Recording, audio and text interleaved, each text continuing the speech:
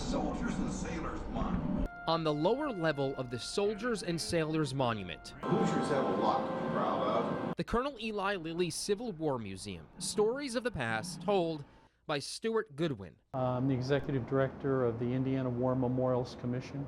Goodwin says the museum tells Hoosier history like no other. From the standpoint of, even back in those days, Hoosiers were very patriotic, very interested in the protection of the state and the nation. Filled with artifacts, men of the stoutest hearts, and films, pictures and pieces, battle flags and cannons, the museum is one of many war memorials here in Indiana, a state known as one of the most patriotic in the country. That's why there's only one place in the nation that has more monuments honoring veterans than Indianapolis, and that's Washington, D.C.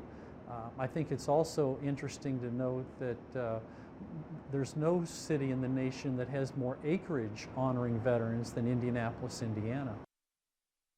It's history like this that is a constant theme throughout the museum. There's no talk about tactics and strategy, but rather stories about Hoosiers who served.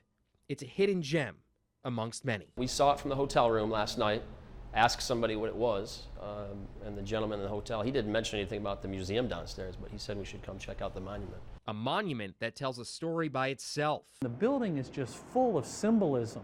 On the east side of the building is when they were actually fighting the war. On the west side of the building was victory.